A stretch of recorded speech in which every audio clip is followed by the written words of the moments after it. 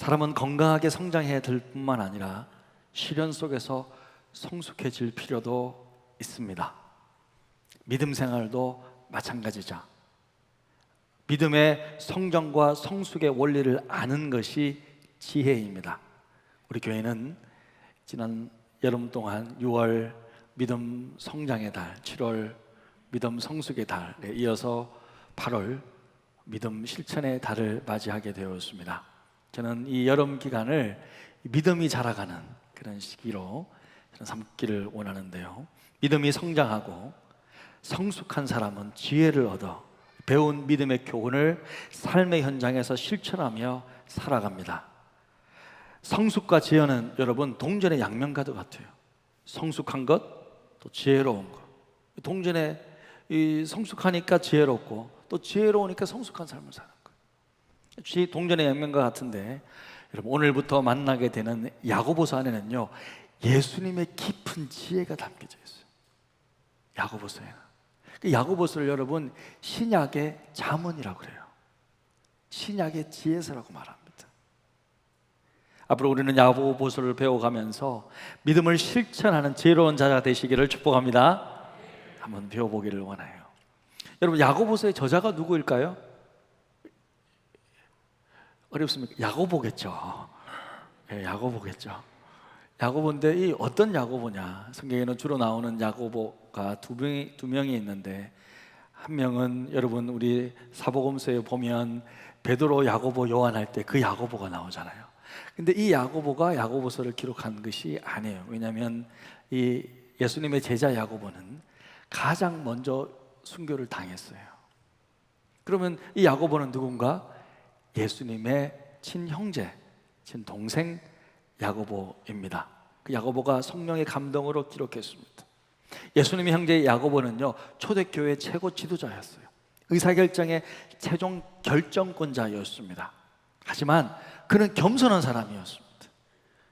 야고보서 어디를 보아도 자신이 예수님의 형제였다는 것을 이야기하지 않습니다.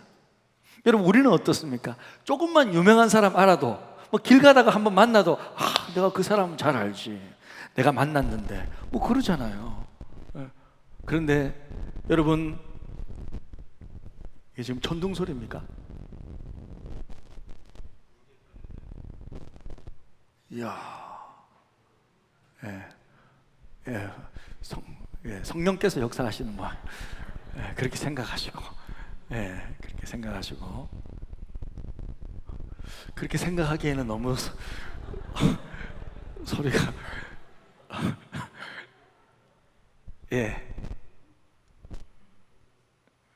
감사합니다. 여러분 미국에서는 지진이 많아서요 이러면 지진입니다. 제가 살고 있는 캘리포니아 동네는 이런 적이 있어요. 예배 드리는데 딱 그러더라고요. 그래서 제가 한마디 했어요. 잠잠하라.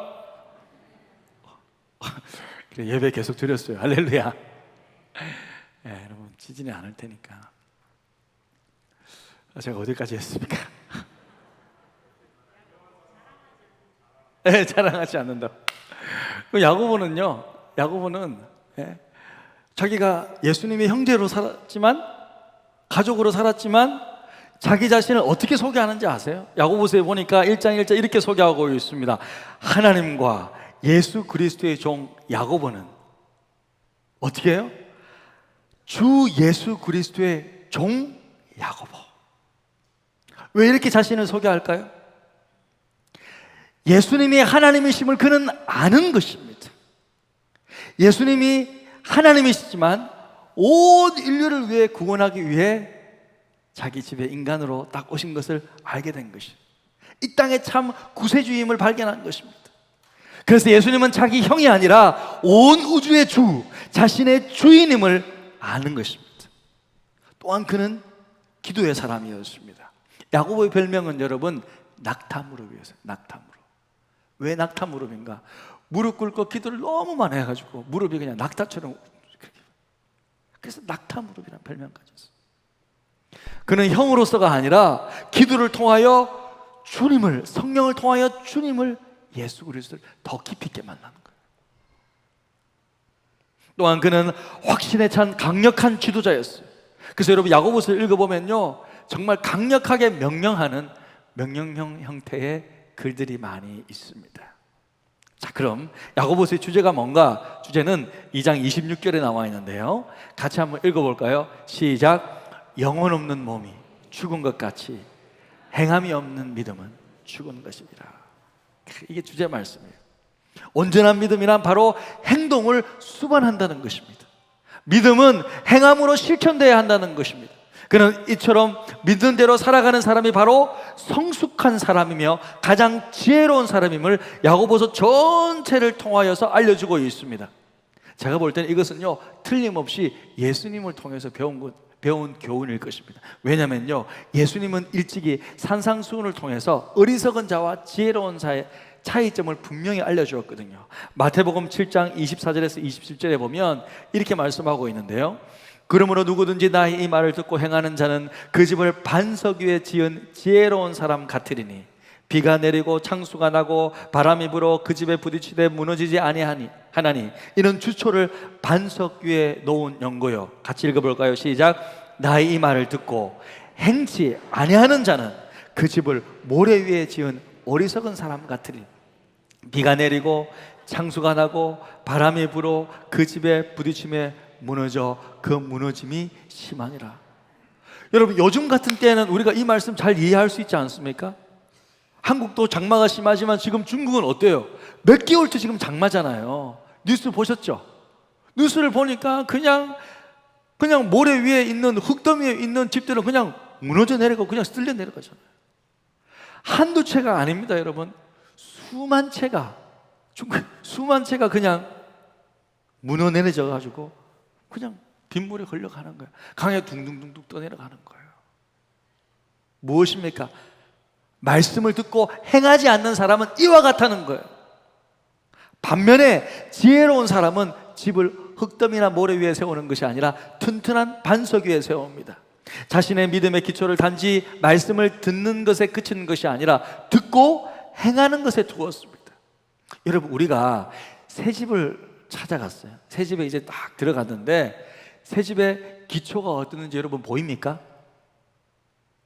기초가 보입니까? 기초가 어떻게 되어 있는지 알 수 없습니다. 보이지 않는 거예요. 하지만 언제 알 수가 있습니까?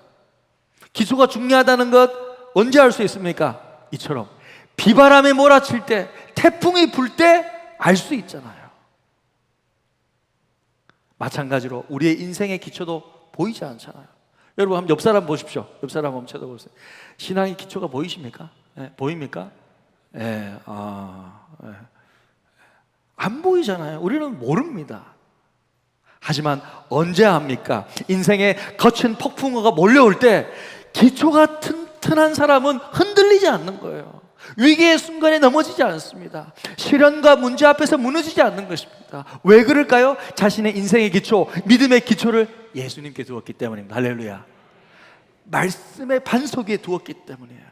말씀을 듣는 것뿐만 아니라 말씀을 듣고 행하고 순종하는 훈련 가운데 내 신앙의 기초를 딱 두었기 때문에 넘어지지 않는 거예요. 위기가 찾아와도 흔들리지 않는 거예요. 지난주에 미국에 계신 목사님들로부터 전화가 왔어요. 몇 분들로부터. 여러분, 미국은요 지금 우리보다 너무 심각하잖아요. 지금 거의 어떤 교회는 2월부터, 어떤 교회는 3월부터요 한 번도 교회 와서 예배를 드린 적이 없대요. 지금 몇 개월째예요. 지금 6개월째, 5개월째, 어떤 교회는 4개월, 5개월, 6개월. 그래서 저보고는 한국은 괜찮니? 강 목사님 어떻습니까? 여기는 죽을 맛이라. 어떤 교회는 뭐 교회 운영 자체가 안 되는 거예요. 뭐 교회 이렇게 헌금 자체가 안 되니까 너무 힘들다는 거예요. 어떤 교회는 어떤 교회는 뭐 대부분의 교회가 한 3분의 1 정도, 그러니까 운영이 안 되는. 그러니까 파트타임 전도사님들부터 교회에서 어쩔 수 없이 보낼 수밖에 없어요. 너무 운영하기 힘들다는 거예요. 두 분한테 전화가 왔는데 두 분 다 그러시더라고요. 제가 궁금해가지고 또 여러 교회들 또 연락하다가 정말 제가 섬겼던 교회, 우리 교회, 제가 미국에서 작년까지 섬겼던 교회 걱정이 되어가지고 우리 교회를 운영하는 스텝 우리 분하고 잠깐 통화를 했어요. 전사님하고 잠깐 통화를 하는데 걱정스러운 마음으로 안부를 물었어요. 교회 운영은 되고 있느냐? 새로운 신실한 우리 구임 목사님 사례는 그래도 드리고 있느냐? 막 그렇게 궁금해서 전화를 물었는데 코로나 이전이나 이후나 달라진 거 하나도 없다는 거예요. 할렐루야. 와, 얼마나 감사한지 모르겠어요. 오히려 학교를 졸업한 형제가 있어가지고 그 형제가 또 힘에 다 해가지고 오히려 재정이 조금이 좀 더 늘었대. 이전보다 더 늘었대. 제가 너무 감사했습니다. 전화 통화를 끊는데 목사님 우리를 잘 훈련시켜 주셔서 감사합니다 라고 통화를 끊는데 너무 감사하고 미국에 있는 성도들이 고마워서 정말 너무 안도감이 들었어요. 만약에 그 반대의 소식을 들었다면 제가 여러분 괜찮겠습니까? 제 마음이 어떻겠습니까? 정말 힘들었을 것입니다. 이처럼 여러분 믿음의 사람들은요 위기의 때에 빛을 발휘하는 거예요. 참 믿음은요 어려움과 시련을 만날 때 드러나게 되어 있는 거예요. 1세기에 세워진 초대교회는요 안으로는 같은 동족 유대인들의 극심한 반대, 또 밖에서는요 거대한 로마 제국의 극한 탄압으로 큰 어려움과 시험에 처해 있었습니다. 하지만 야고보 사도는 담대하게 이렇게 권하고 있습니다. 2절에 내 형제들아 너희가 여러 가지 시험을 당하거든 온전히 기쁘게 여기라. 여기서 시험은 여러분 어려움이죠. 시련, 고통을 뜻합니다. 오늘날에는 뭐 이런 극심한 시험은 없지만 오늘날 적당한 단어를 좀 찾자면 문제라고도 말할 수 있죠. 문제. 여러 가지 시험을 당한다는 것은 다양한 문제, 여러 가지 문제를 당한다는 거죠. 우리는 살아가면서 다양한 문제를 만나잖아요. 직장 문제, 뭐 가정 문제, 뭐 건강 문제, 재정 문제. 그 우리가 또 원치는 않았지만 정말 코로나 같은 초자연적인 문제까지 크고 다양한 문제들을 만납니다. 이런 문제들을 만났을 때 기쁘게 여기라. 가능한가요, 여러분? 문제가 찾아왔네. 기쁘게 여길 수 있습니까? 여러분 이런 말씀을 보면 어떤 생각이 됐습니까? 좀 비현실적인 말씀은 아닌가? 그런 생각이 들지는 않습니까, 여러분? 하지만 여러분 여기서 여기라라는 단어를 보면요, 이 원어적인 의미는 이런 거예요. 앞서서 미리 생각해라라는 뜻입니다. 그러니까 뒤에 있는 것을 지금 앞서서 생각하라는 뜻이죠. 쉽게 말해서 지금 당면한 이 어려움, 이 문제는 결코 기쁨이 될 수 없지만 이것을 잘 극복한 후에는 오히려 우리에게 유익을 주기 때문에 결국 기쁨이 되어 찾아온다는 거예요. 그래서 그렇게 여기라는 거예요. 미리 그렇게 여기라는 거예요. 우리가 잘 아는 욥기 말씀 보면 23장 10절에 이렇게 말씀하잖아요. 나의 가는 길을 오직 그가 아시나니 그가 나를 단련한 후에는 내가 정금같이 나으리라. 이 고백은요 욥의 앞선 생각이었어요. 욥은 지금요 정금같이 나와 있지 않고요 고통스럽어요. 기쁜 것이 아니라 힘듭니다. 하지만 이 문제와 고통 뒤에 찾아올 기쁨을 기대하면서 이렇게 미리 고백하는 거죠. 믿음의 고백인 거예요. 이처럼 우리가 당하는 여러 가지 문제들이 우리의 지금 당장은요 고통을 주고 아픔을 주지만 그것을 통해 결국 성숙하게 될 것임을 알기에 미리 기뻐할 수 있는 거예요. 할렐루야. 그래서 이 말씀은요 이렇게 조금 우리가 의역할 수 있을 것 같아요. 여러분이 여러 가지 시험을 만나거든 너무 낙심하지 말고 너무 부정적으로 생각하지 말고 긍정적인 태도를 가지십시오. 좀 긍정적으로 생각하십시오 라고 말할 수 있을 것입니다. 그렇게 저는 말하고 싶습니다. 요즘 성도님들이 저에게 가장 많이 질문하는 것은요, 지난주에도 몇 번씩이나 드렸어요. 목사님, 가족들이 다 같이 이렇게 있다가 떠나가니까 많이 허전하시죠? 그렇게 막 계속 질문하는 거예요. 그 뻔한 질문들을 하시더라고요. 그래서 그럼 제가 뭐라고 하겠어요? 아니요. 그냥 우리 아이들이 그냥 있을 때는요, 아이고 여자 네 분이서 그냥 각 방마다 차지해가지고, 예? 그래서 뭐 제가 들어가면 막 여기도 인간이 있고 저기도 인간이 있고 저기도 다 여성들이 그냥 차지하고 있어가지고 샤워기도 목욕탕도 다 차지하고요. 힘들고 불편했거든요. 그 자기들이 씻을 거면 좀 옷 좀 챙겨가면 되는데 샤워 끝나고 나면 문 딱 열어. 아빠 밖에 있어? 밖에 있는데 눈 감고 있어. 지금 누구지? 그럼 내가 치사해서 나간다. 그 밖에 나가요 혼자 있고. 이러다가 지금 들어가는데 조용합니다.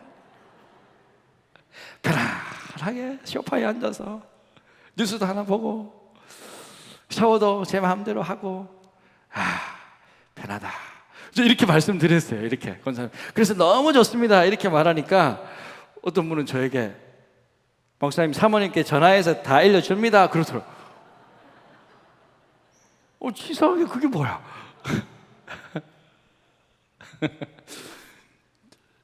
여러분 가족들이 같이 있다가 딸들하고 함께 있다가 없으니까 허전하죠. 가족들 보고 싶지 않는 아버지가 누구 있겠습니까? 함께 있고 싶지 않은 사람이 누가 있겠습니까? 하지만 이 상황 속에서 저는 뭘 본다고요? 그래도 긍정적인 걸 본다는 거예요. 긍정적인 걸 본다는 거예요. 여러 가지 찾아오더라도 그 안에 긍정적인 게 있을 수 있잖아요. 그것을 여기라, 그것을 발견하라. 그리고 오늘 그런 말씀을 하고 있는 것입니다. 자, 그럼 우리가 여러 가지 문제를 만났을 때 긍정적으로 여길 수 있는 이유가 뭘까요? 그 이유를 발견하면 그렇게 여길 수 있을 거잖아요. 오늘 그 이유를 간단하게 좀 보기를 원하는데요. 우리가 만나는 문제들을 긍정적으로 여길 수 있는 이유 뭔가? 첫 번째는 여러분, 문제에는 반드시 해결책이 있기 때문이에요. 그래서 문제를 너무 그렇게 문제로 여기지 않는 거죠. 모든 문제 속에서는 해결의 씨앗이 있습니다. 문제가 있다는 것은 해결책이 있다는 것이죠. 많은 경우 우리가 정확하게 질문하면요, 해답을 찾을 수 있습니다. 제가 미숙할 때는요, 문제가 생기면 싫어했어요. 또 이 문제야. 그냥 도망가고 싶더라고요. 힘들다고만 생각했습니다. 그러나 지금은 그렇지 않습니다. 어떻게 해결할 것인가 그거 생각하면서 기도합니다. 실력이란 여러분, 문제 해결 능력이에요. 그게 실력이에요. 문제 속에서 해결책을 보고 문제 속에서 비전을 볼 수 있어야 합니다. 문제의 끝을 보고 문제를 통해서 누리게 될 축복을 볼 수 있어야 하는 거예요. 여러분, 우리가 한 20, 30년 전만 해도 제가 학창시절 때 여러분, 겨울이 유난히 좀 춥지 않았습니까? 너무 추웠던 것 같아요.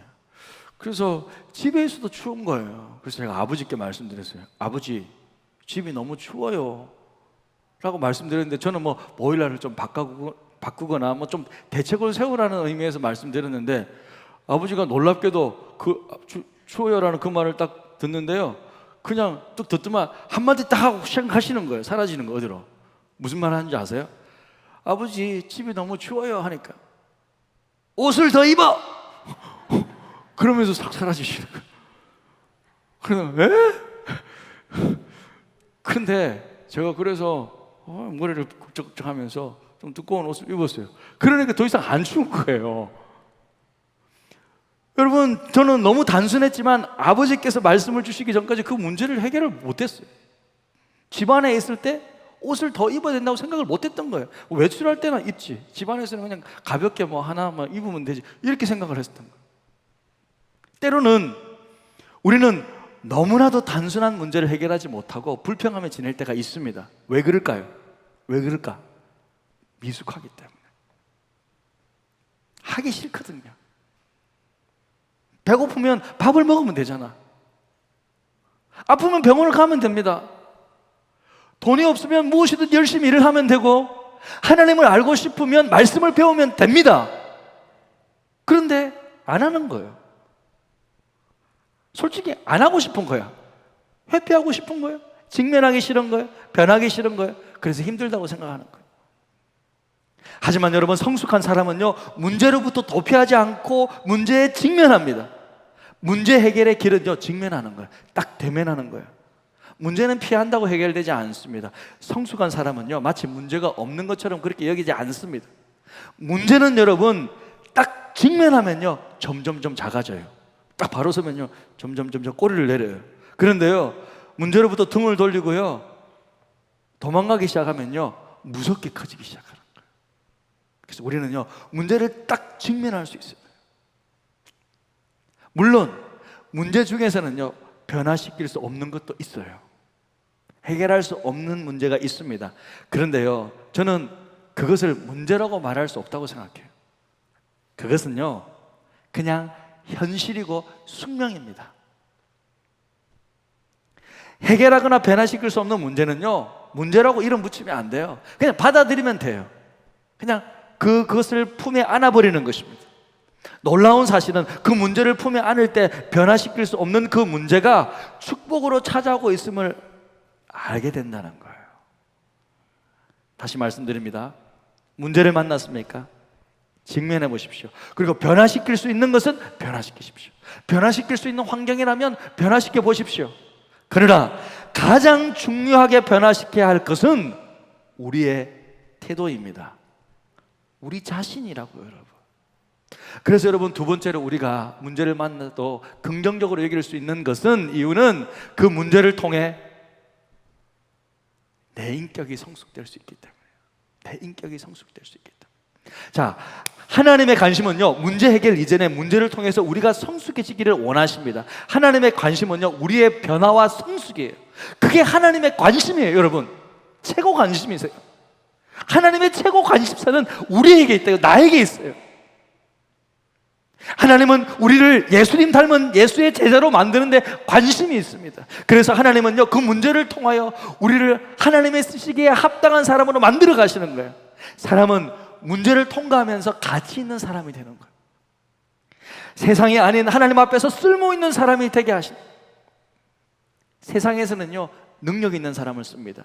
그러나 하나님은요, 고난을 통과한 성숙한 사람을 쓰십니다. 능력 있는 사람은 성취의 열매를 맺지만 고난을 통과한 사람은 성품이라는 열매를 맺어요. 그래서 여러분, 야고보서 1장 3, 4절에 보니까 이렇게 말씀하고 있지 않습니까? 같이 한번 읽어볼까요? 시작. 이는 인내를 온전히 이루라.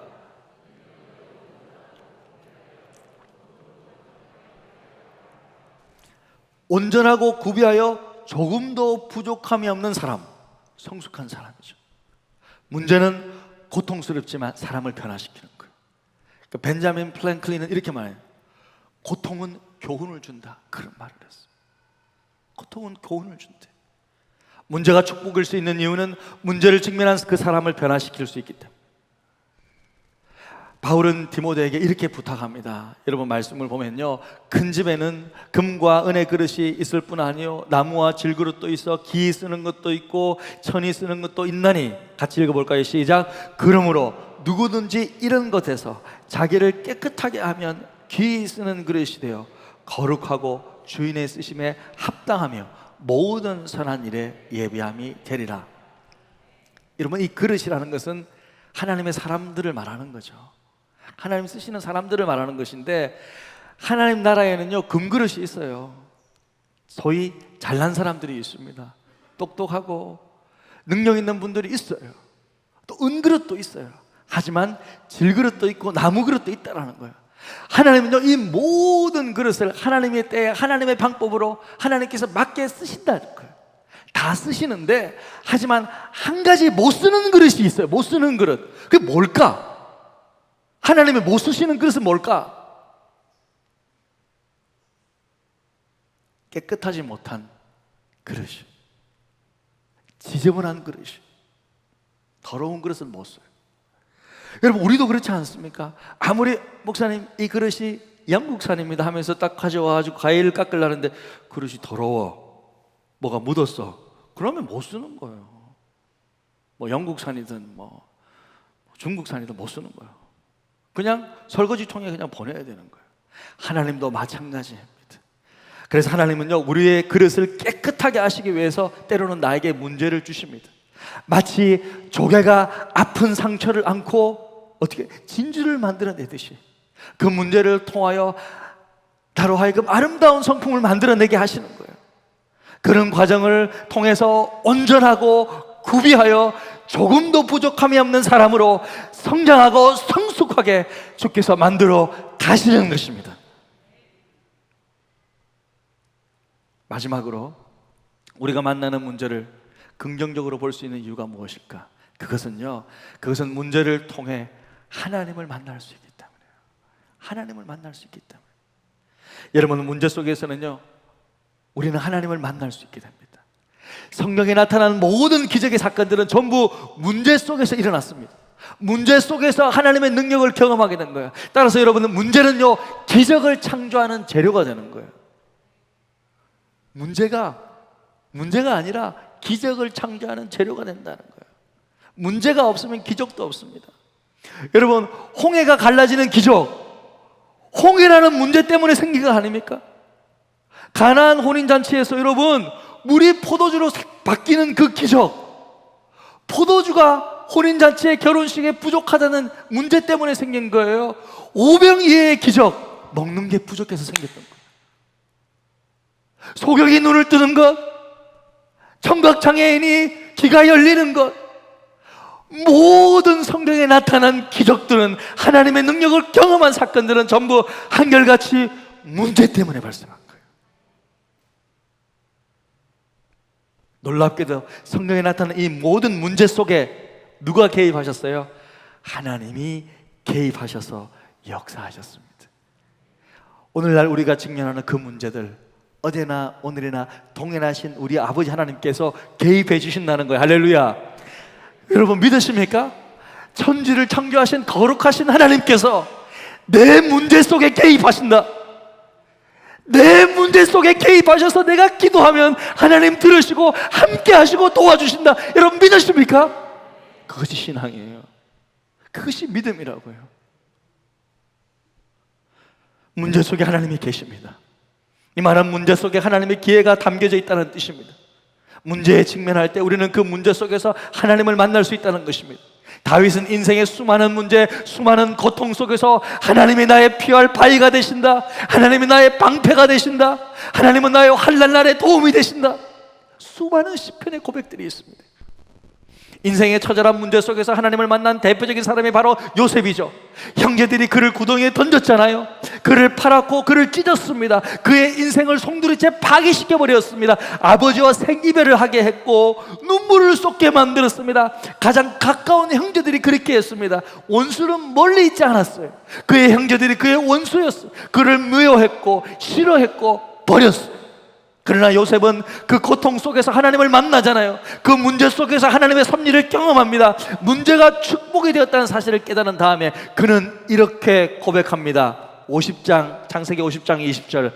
당신들은 나를 헤아려 하였으나 하나님은 그것을 선으로 바꾸사 오늘과 같이 만민의 생명을 구원하게 하시려 하셨나니. 요셉이 당한 고통과 문제는 그냥 형제들의 나쁜 행동 때문에 그렇게 된 줄 알았습니다. 그것이 1차적인 문제는 맞죠. 하지만 하나님의 그 문제 속에 개입하셔서 요셉이 이집트에 팔려가게 하시고 그 이집트에서 총리를 세우시고 이스라엘과 여러 민족들의 생명들을 살리는 위대한 하나님의 사람으로 쓰신 것입니다. 할렐루야. 그렇게 하나님이 함께 해주셨어요. 문제 속에 하나님이 개입하셔서 그를 쓰셨어. 이처럼 문제 속에서 우리는 하나님을 만나게 합니다. 하나님은요, 우리의 편안함에 관심이 있는 것이 아니라 우리의 성숙함에 관심이 있으십니다. 그래서 하나님은 때로는 사랑하는 하나님의 자녀들을 광야로 내보내십니다.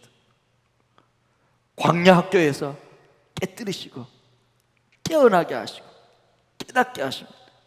깊이 있는 사람으로, 성숙한 사람으로 만드십니다. 쓸 그릇으로 만드시는 거예요. 그 다음 다시 그 광야에서 불러내셔서 하나님 나라 위에 쓰임받게 하시는 거예요. 사랑하는 여러분, 말씀을 이제 마칩니다. 그렇기 때문에 여러분 모든 문제 앞에서 감사하십시오. 하나님은 우리의 감사하는 마음을 시험하기 위해 문제를 보내실 수도 있습니다. 감사한다는 것은 문제까지도 소중히 여긴다는 뜻입니다. 문제에 감사하고 문제를 소중히 여긴다면요, 그 문제가 나를 위해 일하게 됩니다. 그때 문제가 우리 앞에서 작아집니다. 문제가 거대한 사자처럼 으르렁대고 마치 나를 삼킬 듯이 달려들지만 우리가 이렇게 쭉 하나님과 문제 앞에 직면하고 문제를 통한 하나님의 뜻들을 발견하고 기도하고 인내하며 나아갈 그때 그 사자와 같은 큰 문제가 우리 앞에 덜퍼덕 무릎을 꿇게 되는 것을 보게 될 것입니다. 그리고 문제는 우리에게 가장 좋은 것을 내어 놓을 것입니다.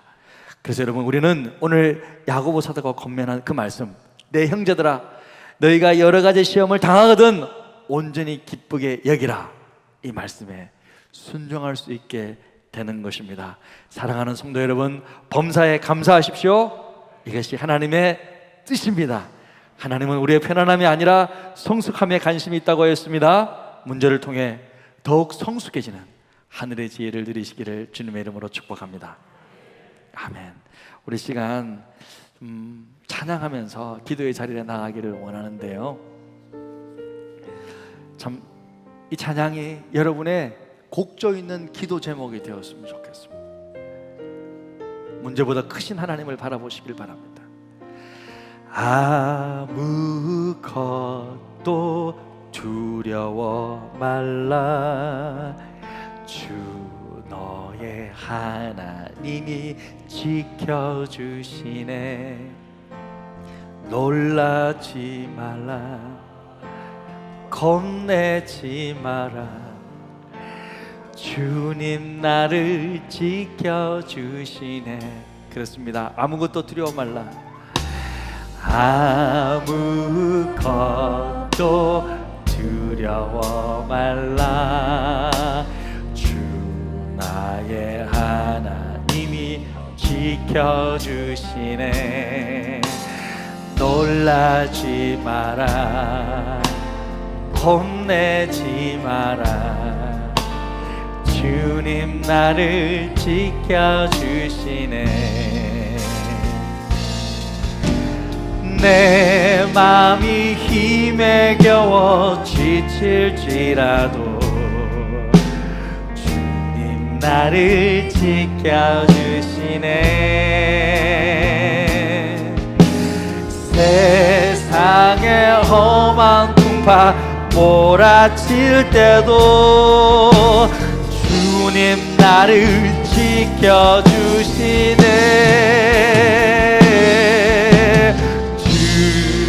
주님은 나의 산성, 주님은 나의 요새, 주님은 나의 소망, 나의 힘이 되신 여호와. 내 맘이 힘에 겨워, 내 맘이 힘에 겨워 지칠지라도 주님 나를 지켜주시네. 세상의 험한 풍파 몰아칠 때도 주님 나를 지켜주시네.